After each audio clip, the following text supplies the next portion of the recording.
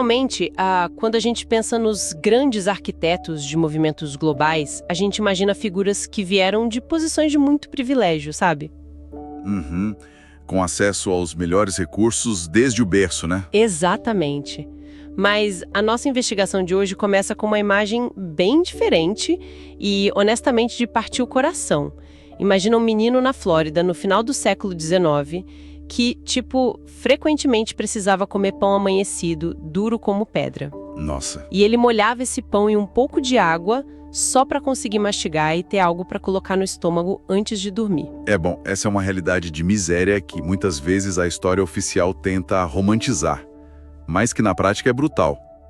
O pai desse menino morreu quando ele e o irmão gêmeo tinham só 2 anos de idade. Caramba, 2 anos! Pois é. Isso empurrou a família para um abismo financeiro tão profundo que o trabalho infantil nem era uma escolha, era a única barreira contra a inanição mesmo. E o que torna essa história absolutamente improvável é a trajetória que vem logo depois. Esse menino precisou focar no trabalho braçal pesado e só conseguiu terminar o ensino médio aos 30 anos de idade. 30 anos. É muito tempo. E, no entanto, esse mesmo cara, o Eldorus N. Bell, ou E.N. Bell, viria a se tornar o arquiteto principal das Assembleias de Deus, uma organização que começou no improviso e virou a maior denominação pentecostal do mundo. É tipo de ascensão que desafia qualquer estatística sociológica. E para entender como essa transformação ocorreu, nós mergulhamos fundo em uma documentação fantástica. Arquivos históricos primários, certo? Exato. Materiais do Flower Pentecostal Heritage Center, artigos enciclopédicos sobre a época, registros teológicos da fundação do movimento e, talvez o mais revelador, dados sociológicos bem recentes sobre o estado atual da religião nos Estados Unidos. Perfeito. Porque a nossa missão com esse mergulho profundo não é só contar uma história de superação. A gente vai investigar a fundação das Assembleias de Deus em 1914 e os cismas teológicos que quase implodiram o movimento. Cismas perigosos, diga-se de passagem. Sim, e no final a gente vai chegar num contraste muito chocante. O declínio silencioso que essa mesma igreja enfrenta hoje no cenário americano. Para quem busca um conhecimento rápido e profundo sobre como movimentos de massa nascem e entram em crise, hoje é um prato cheio. Com certeza. E a melhor forma de começar a desvendar esse ciclo é justamente voltando para a formação do E.N. Bell.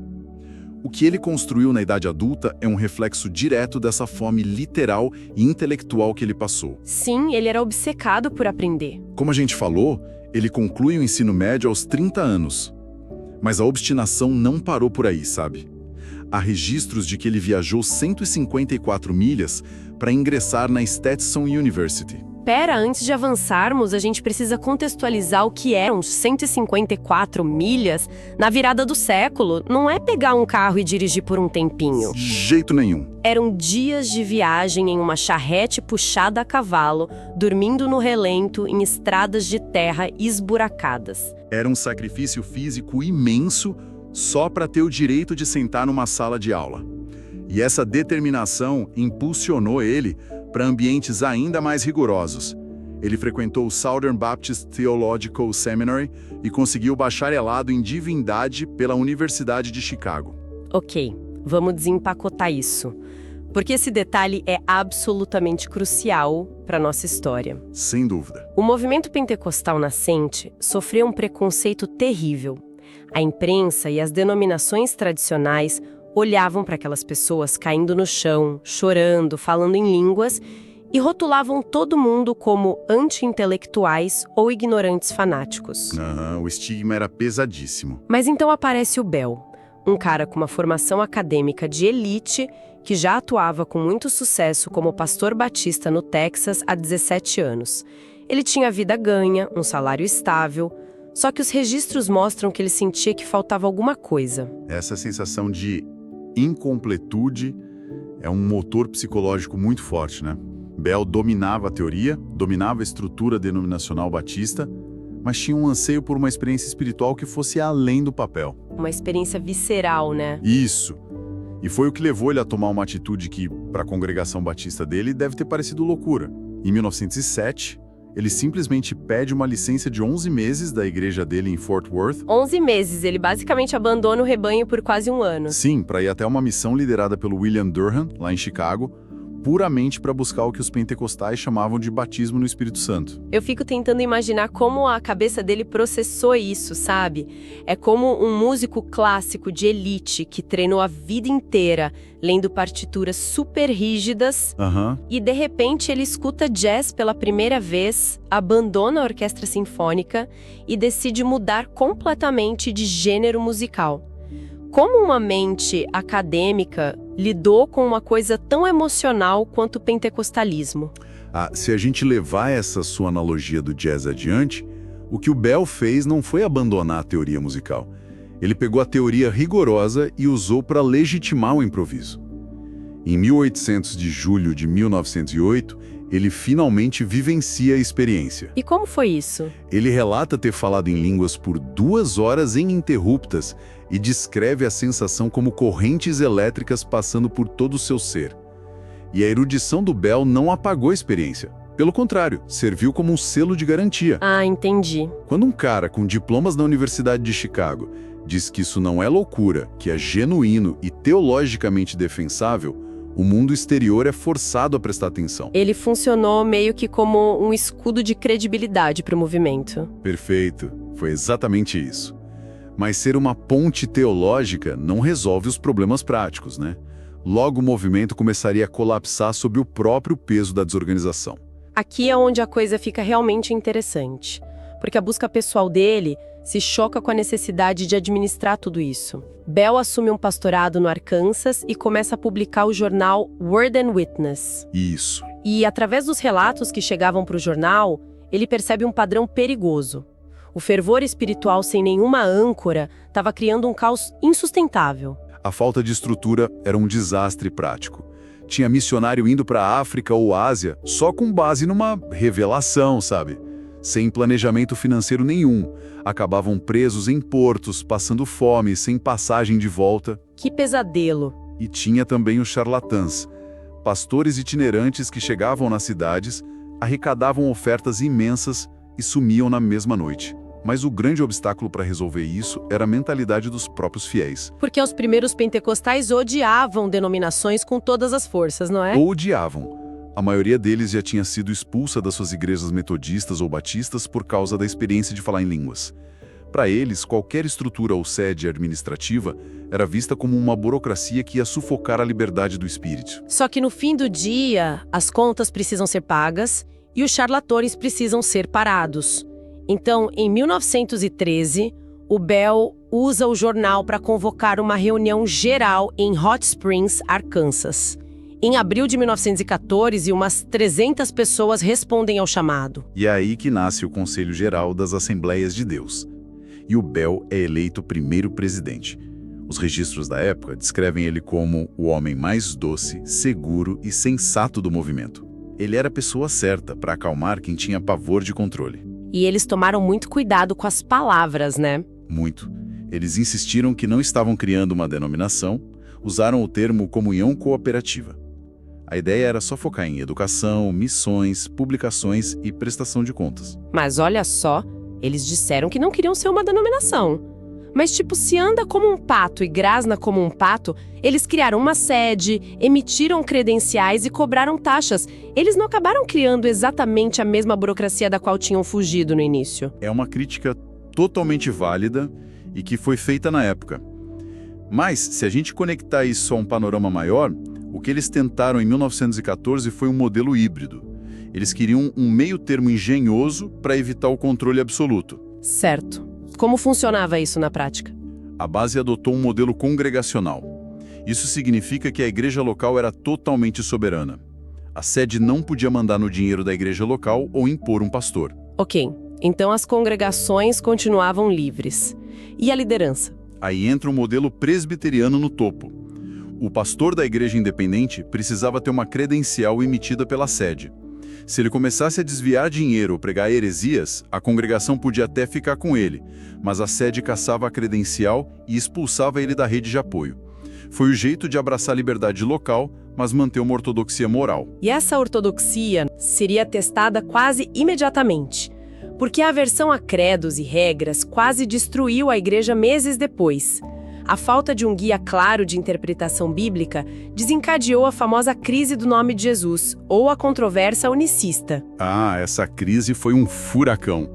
Tudo começa num acampamento em Arroio Seco, na Califórnia, em 1913. Alguns líderes começaram a focar no livro de Atos, notando que os apóstolos batizavam novos convertidos só no nome de Jesus. E eles ignoraram a fórmula clássica da Trindade, do Pai, do Filho e do Espírito Santo. E parece só um detalhe semântico na hora do batismo, na água, mas a implicação teológica é brutal. Isso evolui para uma negação completa da Trindade, né? Eles diziam que Jesus é o Pai, o Filho e o Espírito Santo. Uma entidade só, exato. Essa é a essência da teologia oneness, ou unicista. A ameaça disso para o cristianismo histórico era gigante. Se não existe distinção entre as pessoas da Trindade, a lógica da salvação desmorona. E o golpe devastador para a Assembleia de Deus acontece quando E.N. Bell Bowie, ele cede a isso. Então, o que tudo isso significa? Temos o Bell, o cara mais educado da sala, caindo numa heresia. Isso foi uma fraqueza teológica ou só a exaustão de um cara desesperado por uma recarga espiritual, aceitando qualquer coisa pragmática? Foi 100% exaustão. Existe uma tensão no pentecostalismo entre o pragmatismo, tipo, ver o poder espiritual acontecendo agora, e a primitividade da doutrina. O Bell estava destruído fisicamente de tanto viajar e editar o jornal. Ele buscou aquela experiência esperando um alívio, um escape. Mas ele foi rebatizado no nome de Jesus. O líder máximo balançou feio. Balançou. E a organização só não afundou junto por causa do J. Roswell Flower. Na época ele tinha uns 27 anos, mas fez uma manobra política genial no Concílio de St. Louis, em 1916. Preenchendo os comitês, certo. Exato. Ele garantiu que os comitês fossem preenchidos por defensores da Trindade. Eles estruturaram um campo e aprovaram a Declaração de Verdades Fundamentais, com um foco gigante e inegociável na Trindade. E isso meio que força o Bell a acordar. Ele repudia o rebatismo e volta para a posição trinitária, escrevendo uma defesa forte em 1919. Mas o movimento perdeu um quarto dos ministros que abandonaram a denominação, né? Foi um baque gigante. 25% da liderança indo embora é terrível para qualquer organização jovem, mas a estrutura sobreviveu. O Bell recuperou o respeito, foi reeleito e continuou moldando a igreja. Só que ele sacrificou a própria vida por isso, morrendo no cargo por excesso de trabalho em 1923. Mas a fórmula que ele ajudou a criar foi um sucesso estrondoso por um século. Sem dúvida. O crescimento foi imparável. O movimento alcançou entre 69 e 89 milhões de fiéis no mundo. Inclusive a Assembleia de Deus no Brasil, que apesar de fundada em 1911, é conectada historicamente a esse mesmo despertar global. É um colosso. Mas e no século XXI? Pela primeira vez em 111 anos, a igreja americana está encolhendo. O que é fascinante aqui é a velocidade disso. Nos Estados Unidos, o pico foi de 3 milhões de membros em 2010, hoje caiu para 2 milhões e 870 mil. Mais de 400 igrejas foram fechadas definitivamente numa década. E a perda de juventude é assustadora. Apenas 42% dos jovens criados na denominação permanecem depois dos 25 anos. As matrículas no seminário despencaram 30%. Para onde essa galera está indo? Eles estão migrando em massa para as igrejas não denominacionais independentes. Elas adotaram o estilo pentecostal de música vibrante, mãos pro alto, mas cortaram toda a bagagem institucional e os dogmas. Tipo a obrigatoriedade de falar em línguas. Sabe a impressão que dá? É como se a Assembleia de Deus tivesse inventado o smartphone. A interface da adoração contemporânea. Isso. Mas aí eles continuaram usando aqueles botões desajeitados e cabos antigos. Então vem uma empresa nova, limpa a interface toda e rouba o mercado deles. Eles estão sendo derrotados por uma versão atualizada da fórmula que eles mesmos inventaram. É uma analogia muito cirúrgica. O grande trunfo histórico da igreja, que era a experiência sobrenatural e a estrutura sólida para proteger dos excessos, virou a maior barreira para as novas gerações. Os jovens querem a experiência com Deus, mas rejeitam a burocracia e a pressão por manifestações sobrenaturais forçadas. É incrível repassar essa trajetória. Desde o menino comendo pão duro, que funda uma potência espiritual global, até o cenário de hoje, onde esse gigante enfrenta uma crise de identidade. É o ciclo de vida clássico das instituições, e entender a história do Bell ajuda a mapear isso. E isso deixa uma reflexão muito provocativa para quem nos acompanha. Os primeiros líderes, como o Ian Bell, estavam dispostos a romper com séculos de tradições nas igrejas batistas para viver algo autêntico, né? Se ele estivesse vivo hoje, observando quase 60% da juventude abandonar a igreja, será que ele se agarraria às tradições de 1914? É difícil imaginar que um cara tão focado no espiritual ficaria preso só no institucional. Exato. Ou será que ele teria coragem de liderar uma reinvenção nova e radical do próprio movimento? Fica aí a reflexão. Muito obrigada a todos pela companhia nesta nossa investigação de hoje. Entender a história é essencial para decifrar o presente. Continue acompanhando a gente e até o próximo mergulho profundo.